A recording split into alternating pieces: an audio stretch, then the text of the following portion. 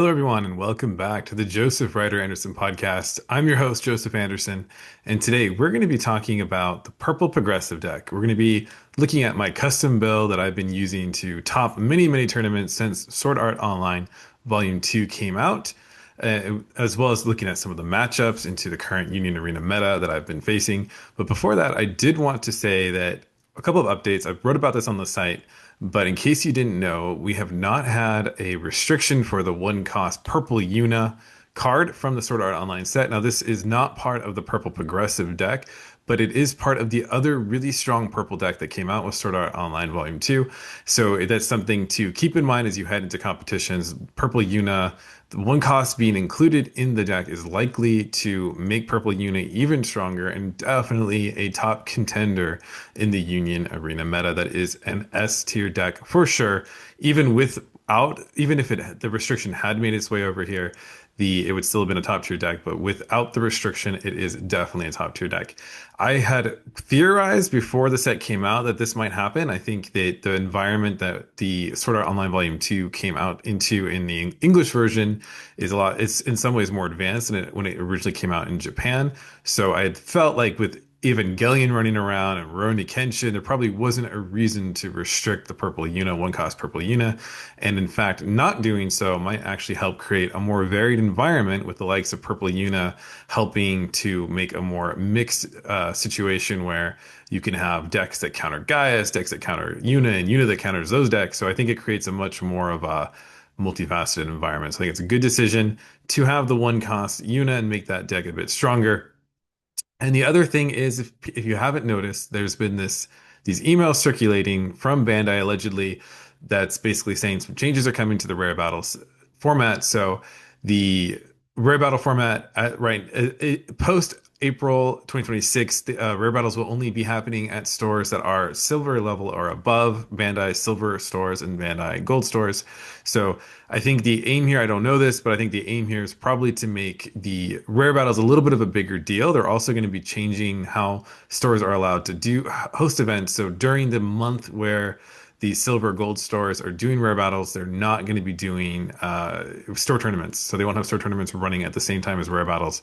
So I think the goal here is to probably up level the rare battle competition. I think rare battles were originally intended to be a higher level of competition than the store tournament level. And I can say from my own experience, they have sort of sunk down to be relatively similar. I think store tournaments and rare battles are very similar levels of competition.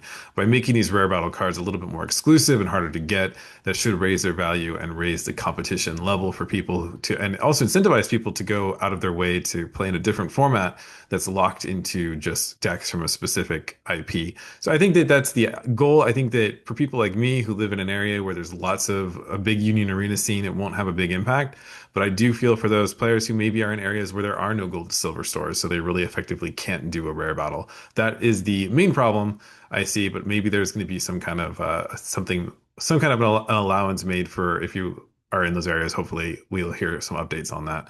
Now, with all of that being said, let's go ahead and dive into the deck itself. We'll be looking at every single card in the purple progressive deck, starting with the powerful zero cost, draw one, discard Asuna Yuki. It also counts as Asuna. Now, this card, again, in any deck that has potential at the top tier, a draw one, discard one is essential. The zero cost draw one, discard one helps you get ahead of the game early, letting you filter through your deck more quickly and finding those cards to build the perfect hand that you're going to need to win. So this deck does have the zero cost draw one, discard one. It is also a lot stronger in the purple progressive than it is even in the purple Yuna, simply because you can use the Asuna Yuki as a raid target. She's not just sitting around as a 1500 BP attacker or a chump blocker. You can use her as a raid target for your strongest card, which is the 4-cost Asuna Raid.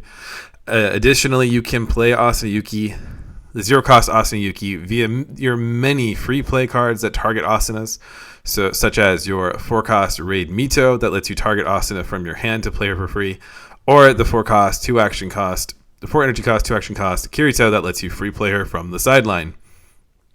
So a very, very strong card to start things off. A card that's admittedly less strong but still essential is your typical 1500 BP raid target option for Mito. This Misumi Tozawa counts as Mito, and she's just here to be a raid target and fill up your zero cost spots. But because she's not as effective, I have her currently at 3 in my deck. Next up is a card that is actually pretty strong in this deck, despite not being a raid target. The zero cost Kirito with 2000 BP, I'm running at 4. The 2000 BP helps you get early aggression, lets you push up into your opponents, and can also be comboed with your 1 cost Mito, which we'll talk about in a second, to get through characters with as much as 3000 BP. So another thing too to note about Kirito is he is a progressive character, so in a pinch you can use him you can re-stand him with the Asuna attack effect to get multiple attacks off in a turn. So he does fill that need. Not a raid target, but a very strong 2000 BP attacker with the active trigger. Now, in terms of your 1 cost characters, your 1 cost characters in this deck are very strong. We'll talk about the Asuna first. This is the 1 cost Asuna, 2000 BP, again with the active trigger. That's something I really like about Purple Progressive, is there are a ton of active triggers in this deck, making your characters on the front line much more resilient. It also makes keeping the character on the front line a priority, which is relatively easy to do given the necklace card, which we'll talk about in a bit. But this 1 cost Asuna with 2000 BP lets you look at the top card of your deck and place it into the sideline or the top of your deck, which is great. You can also, again, free play her with your Mito or your Kirito, and she acts as a raid target for the Asuna. I run her at 4 in my deck, really filling a necessary role with the 1 cost, and helps you achieve your curve more easily. So running her at 4 is just really solid in this deck. And then the other 1 cost that I run at 3, it really fits this deck's more aggressive strategy, having more than 4 1 cost characters, and I run 3 of these Mitos. At first, I'm going to be honest, I didn't really see how strong this Mito was. She's a 1 cost character with no trigger at 1500 BP, which seems a little lackluster, but when you factor in the fact that she can reduce the BP of a character in your opponent's field with 1500 or more, she all of a sudden becomes useful in a lot of ways. She becomes useful when you have your raid Asuna on the field, because you're going to need a character with less than its base BP on your opponent's field to use her effect. She's great at fulfilling that, but she's also great at early game aggression.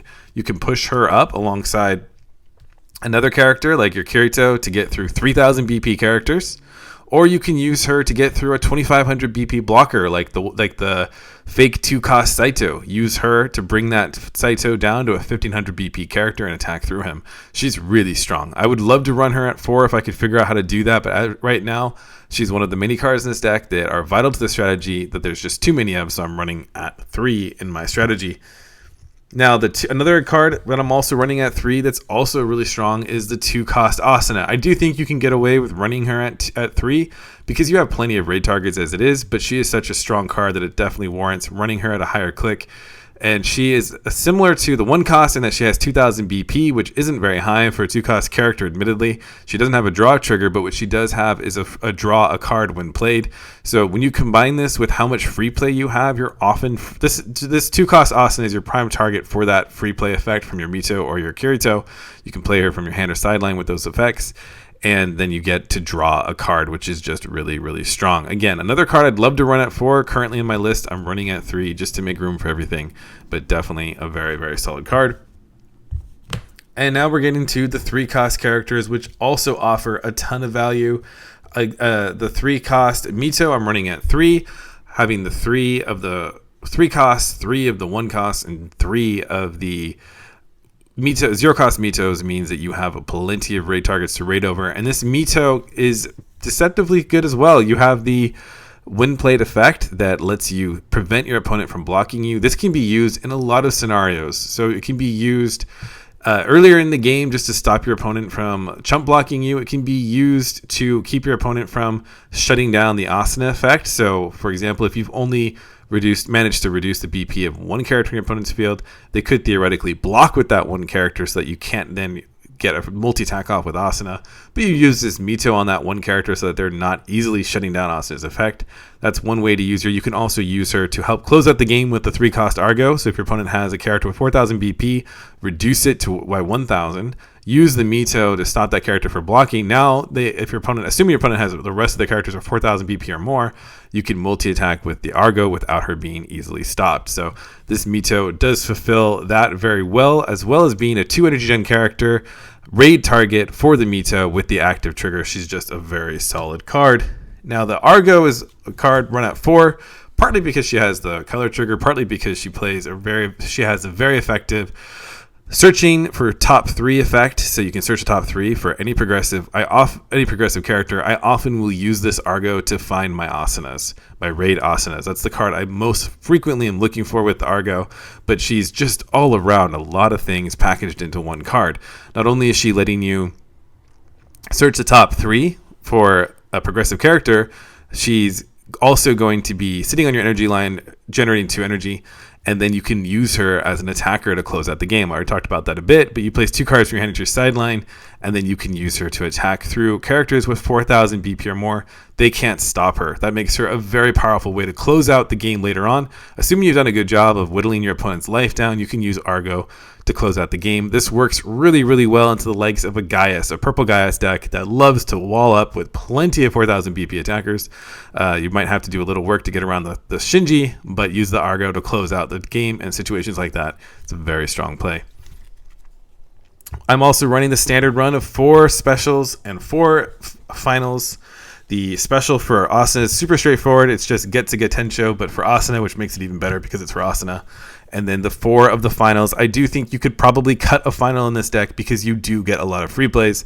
I'm running the full 4 because I like to be able to come back after a less than ideal start, but I do think that you could definitely drop that down to 3 if you wanted to make room for something else. The other card that I'm running that I think is really, really strong, and definitely people will overlook it, but that is the Pendant of Aniorite. And I'm running 3 of these, and I would love to run 4, but it's a little hard to make 4 work from a ratio standpoint. But this Pendant of Aniorite is really good because you can use it on your Asuna to prevent her from being chosen by your opponent's abilities until the start of your next turn. That's an extremely powerful effect, and it really helps counter this deck's biggest weakness, which is into heavy removal decks. The only problem with this Pendant of Aniorite is that it doesn't stop snipe. So into decks that can snipe really effectively, like Saito or GGO, this card is going to be a lot less effective, and you could probably let it be discarded more often into those decks. But it's also a way of preventing your opponent from shutting down your Asuna multi-attack. So just like with Tanjiro Nezuko, where Nezuko is the key character that the key character that makes the deck strong, but also the easiest one to target to shut your effects down, use the Pendant of Aniorite to prevent your opponent from removing your Asuna or targeting your Asuna at all. And that way you can make sure to get your multi-attack combos off. This can also be a great way to close out the game. If you have 2 impact attackers on board, this prevents your opponent from stopping you from shutting down your Asuna and potentially turning a game-winning play into a defeat. So I think the Pendant of Aniorite is really strong. Another one of those cards I'd love to run at 4, but at 3 it seems to get a lot of play for me. Again, it does restand an AP as long as you use this card on Asuna, but you don't have to use it on Asuna. You can also use it on your other characters, but you just won't get the AP back, and it prevents them again from being chosen by any abilities and has the active trigger. Just a really, really solid card. And now we're getting to the key card to this deck, which is the 4-cost Asuna. You have plenty of raid targets for her. She's really strong. She comes in as a 5,000 BP character with impact, so you can close out the game with her if you need to. But her strongest effect is actually this when attacking. So as long as your opponent has a character on the field with BP less than its base BP, you can choose up to 1 progressive affinity card in your field other than Asuna and switch it to active. So, for example, you're going to attack with that Argo, use the Asuna, attack with the Asuna, switch that Argo to active. She works also really well into the other powerful cards in this deck, such as your 4-cost Mito. So the 4-cost Mito is a great card to pair with the Asuna raid. What I will often do is I will play this Mito. She has a win played effect that lets you either draw a card or play a purple Asuna card for free. So this is a really strong play here, is to raid up the Asuna when you may not have the full energy line, but you can raid up the Mito, free play your Asuna, then raid up the Asuna without having to have a massively built up energy line. It's a really effective play, and then you can combo these two together to do a lot of crazy things. She cannot be blocked by 2000 BP or less, so while you have Argo on to block to get around the characters on the high end, you then have this Mito to get around the characters on the low end, so you can use your BP reducing effect. She also has an activate main that lets you, same thing as her one cost, reduce the BP of a 1500 or more BP character by 1000. So you can pretty effectively bring down characters to 2000 BP, stopping your opponent from blocking with jump blockers, or just making it so your opponent can't block you altogether depending on their board state. And because you can attack multiple times with her, she's a very, very strong one of your strongest ways to create pressure early. The fact that she's a raid character and comes in active does add a lot of utility to her as an attacker versus your other powerhouse attacker, which is the 4-cost Kirito, 2 action costs Kirito. I was playing this deck at a tournament recently, and someone did point out that he doesn't come in active. So he's one of the few current 2 AP characters that doesn't come in active, but that would be insane if he did, because he does have the damage 2. So I think that's a trade-off there. He has a damage 2, but he comes in resting. However, you're going to be pairing him with the Asuna to stand him, and he does have a BP reducing effect, same as the Mito, built into him. But even more, he has this free play that lets you play an Asuna character with 2 or less required energy and 1 AP cost from your sideline set to your field resting. So that helps you quickly build up your board. You can use that Asuna to raid over, or you can just use her to block and attack the following turn. It's just a very, very strong card, but it's a very strong combination of effects built into one card. And because he has the BP reducing, you can effectively, as long as you have the Asuna on the field, play him, reduce the BP, and then use the Asuna to attack with him the turn he's played. Your opponent will probably be targeting your Asunas, so they're not necessarily going to target him, or they might target him, which would save an Asuna. So either way, he creates a lot of problems for your opponent. If he sticks around until the next turn and you still also have an Asuna, maybe you've protected her with that necklace card, then you are going to get multiple damage to attacks in a turn.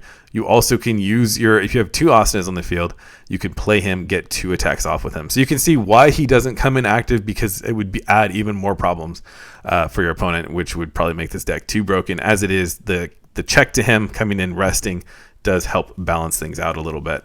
But you can see that the key crux card to this entire deck really is that 4-cost raid Asuna, and that's why you have to run that pendant. And if you can run 4, it's even better. But the ideal thing is you raid up the Asuna, play a pendant, and protect her the turn you play her. So that's why that's there. I've been testing this deck a ton. I've been playing it at a ton of tournaments. It's really just the only deck I want to play right now. Obviously, I'm testing other decks, but the deck that I want to play competitively the most is Purple Progressive, and it has a really strong matchup spread. I think the main weakness to this deck, other than the one we talked about where it's really reliant on Asuna, the main weakness to this deck is actually the fact that if your opponent manages to remove your characters before you get the combo set up, it can be a little bit challenging to build up the combos you need to overwhelm your opponent. Now, if you do manage to build up these combos early and you get like 3 attacks off early on, then it's really hard for your opponent to deal with it, especially given how many closing out the game capabilities you have via the Asuna, Raid, the Argo, and the Kirito. So it's a combo heavy deck, and I think that's its strength and its weakness. It'll do better into decks like Purple Gaius that are later game and can't really shut you down early. Into those decks, it does really well. Into the more mid-range strategies like a Purple Yuna that can do a lot of removal, or a deck with Snipe especially, so you can't even protect your Asuna. So like a GGO has trouble into. I think into Saito, it's actually not too bad. I think it's a favorable matchup for Purple Progressive because you can attack and restand and get so much aggression off before your opponent can really do much to stop you. But GGO has a way of moving so quickly, and with the Snipe, that's a really big problem for this deck. And you also really don't want to move too slowly because you don't have the board control in this deck to deal with a protracted battle. You're looking to get life early and then close out the game with a few attacks, as opposed to being in some kind of a protracted battle where you will be at the disadvantage. So I hope that helps give you an idea for what makes Purple Progressive work. Share your own stories of how you use this deck. Join the Discord, like and subscribe on YouTube. And until next time, keep on battling.